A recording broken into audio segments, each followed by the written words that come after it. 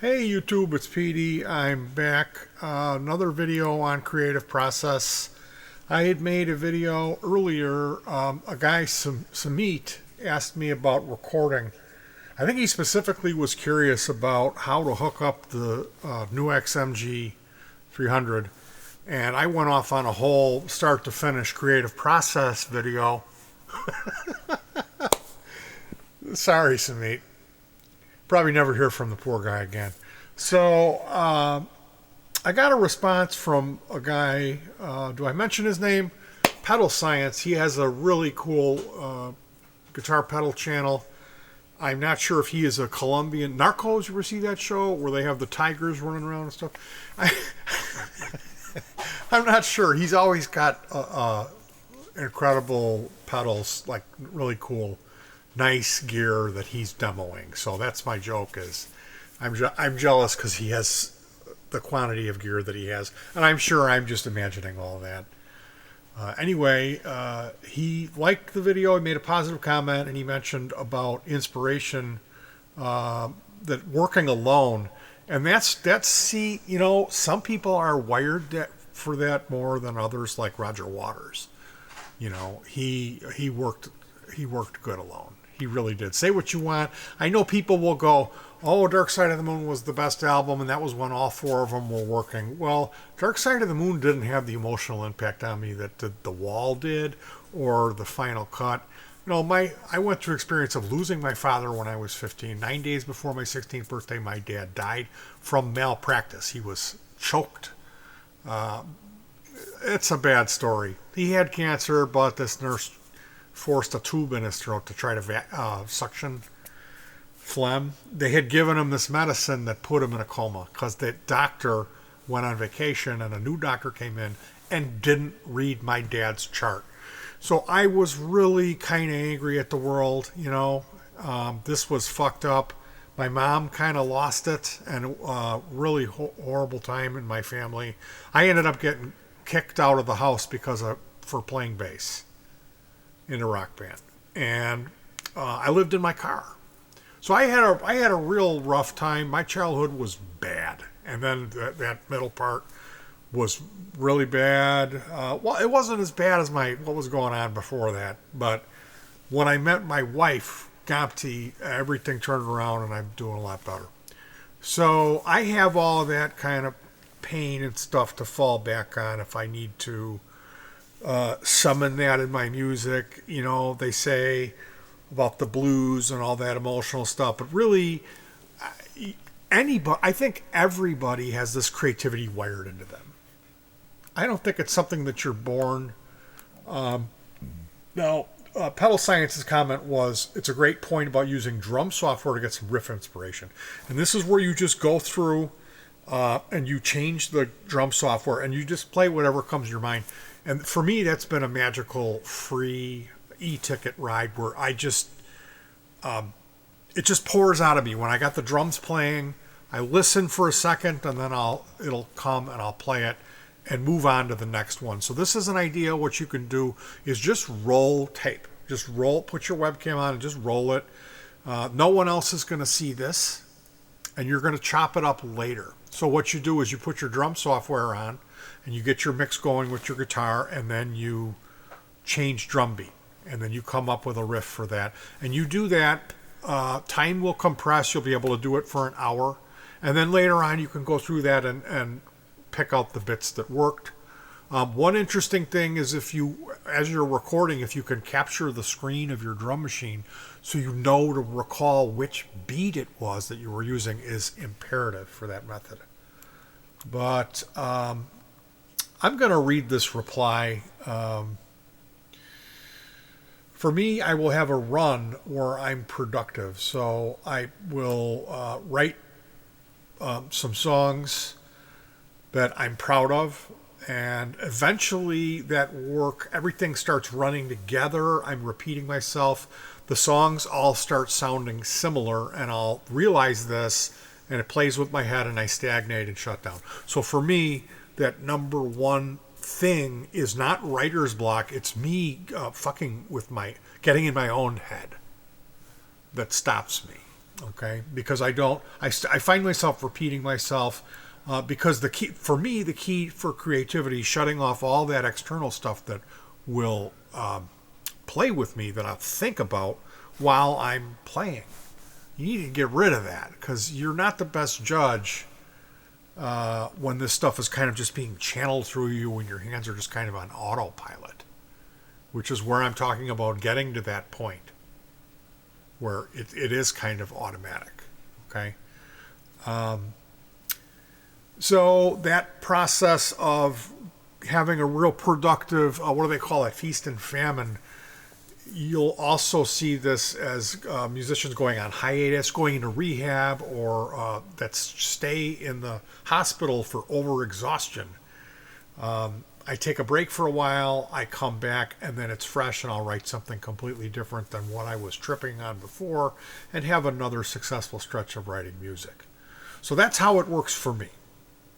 Now, I have organized my creative life fairly well. I think it's interesting.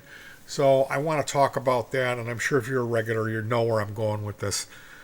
Now we're in springtime, so I'll start in springtime. This is where I'm wrapping up electronic projects, and I'm getting ready to go out and do live performance. Okay, so this should also include writing new music for the duo, which would mean this same process. Playing the guitar a little bit every day, and when I get something good, or if nothing's coming, putting the drum machine on and putting these snippets of song ideas and throwing them into the new song folder.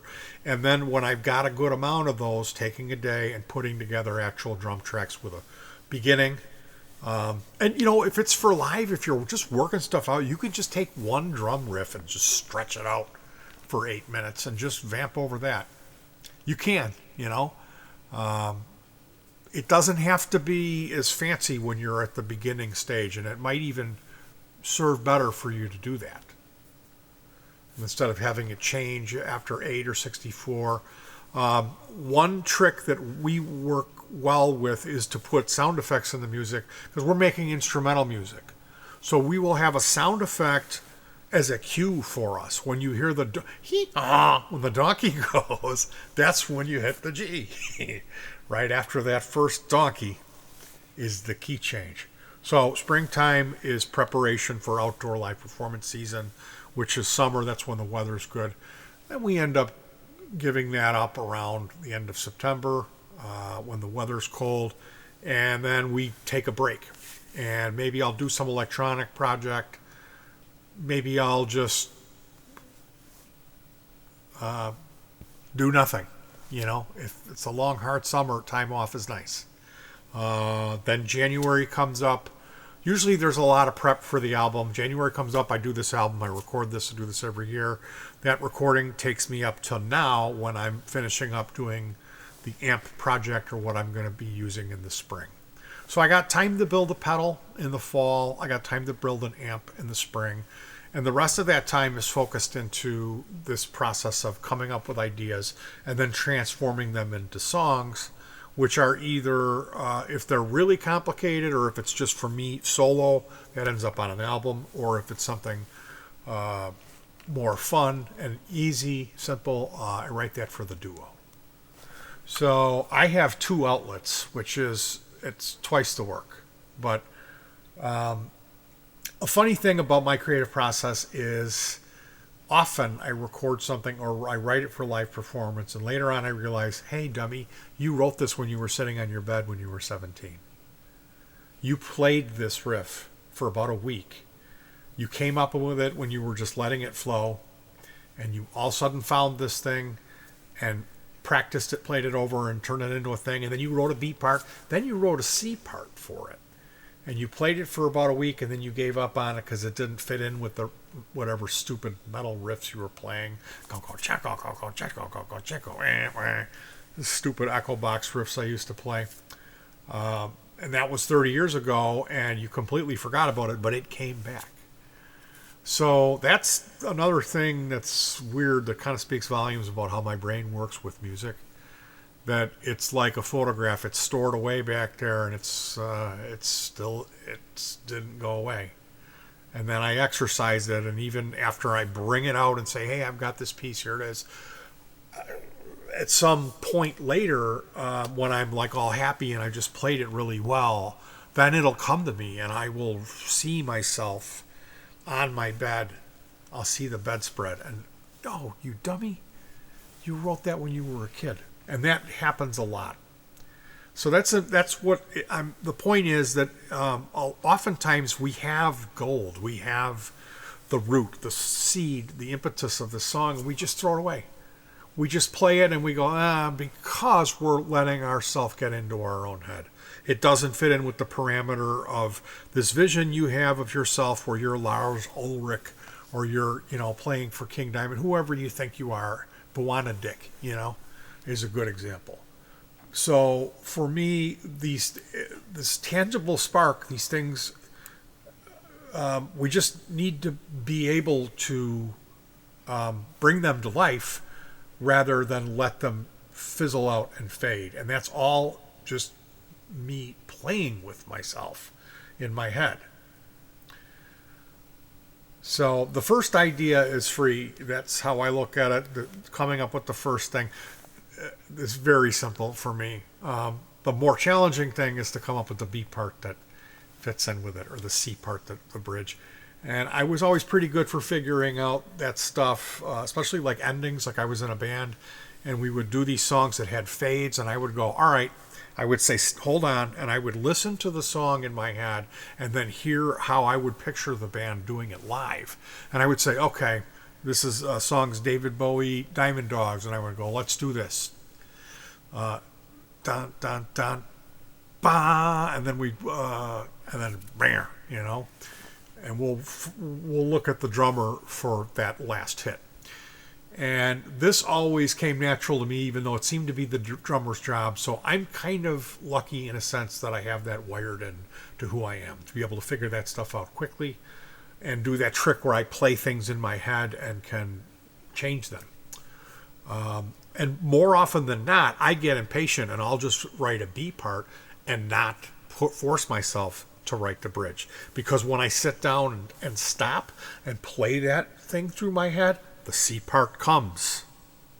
So the difference between an amateur musician and a professional musician in my book is having that bridge. And it's just a question of me stopping myself when out of fear. And so all of this is a head game. All of this is a mind game, and it's really just about using the force and letting the music come. Because it's there. I'm telling you, it's there. I really think that we have a creative spark to some extent, all of us. It's not like talent where you're born, like, Jimmy Page is talented, Hank Van Malmsteen is talented, but I'm not talented. I think we all are born with this creative spark. But getting hung up, being ashamed, or worrying about how you're perceived is poison to the creative process. I find it messing with me so much. I've worked really hard to eliminate the audience, and that's the most freeing thing, and it's my ultimate goal to reach nirvana, is art for the sake of art. But you know me, the minute something is finished, I'm seeking attention to have my work validated. So it is who it is, and I am who I am, and I will have to try to achieve a balance. The best part about social media for me has been finding a small group of people that actually do listen and claim they appreciate this work. So for me, that's been magical, but it's very much like heroin. So ultimately, if the goal is art or good art, then I must keep repeating this process no matter how painful, over and over, without the hang-ups. And at this point, having a few people tell me that I did good on the last project, which was Semantical Nightmare, history has shown me that the next response, natural response from me, will be not to record or write anything for 15 years out of fear of how can I top it. So that's what I'm up against right now. I'm a complete shit show. I'm a mess. Don't ever take advice from me or anyone. You know inside where your true path lies. Getting on that path, getting in gear, and traveling on that path is paramount to your growth. Repetition is growth. In the end, if you find you only have 5 songs and you rewrite every single one of them, you're in good company. Look at Pink Floyd, Adrian Blue, and hundreds of other artists who eat themselves for breakfast without knowing it. On the other hand, hey, how about that new black MIDI? Extra credit. Keep a pad and a pencil or a recorder by your bed. Ideas that float in during that sleep drifting where you're kind of half in and out of consciousness is a free ticket. I wrote a whole album, which is titled Petey Two Fingers Crock-a-Pucky, in one night like this. And I actually wrote 2 albums worth of lyrics. It was just like coming out of me. I was in a really bad place. I was facing some little bit of time over making some brownies. It was a really stupid thing. And I was messed up sleep schedule and drinking vodka, which is really out of character for me. And all of this pain came out because I couldn't sleep. And it started when I kept drifting in and out, and then I grabbed the guitar and figured this thing out, and I wrote, and I continued to write, and I wrote 2 albums worth of lyrics. So when you wake up in the morning, you're in that state, and a lot of times there will be stuff like Paul McCartney said he dreamed yesterday. So that's your extra credit for creativity. Another thing you can latch onto is utilizing sleep drifting, or whatever you want. What do you call that? When you're not asleep but you're not awake. Okay, well that's my video on creativity. I gotta eat breakfast and build this amplifier today. So you guys take care of yourselves and hug your pets. Be nice and peace. Hey, thanks for the comment to Puddle Science. Take care. Best of luck with your channel, buddy.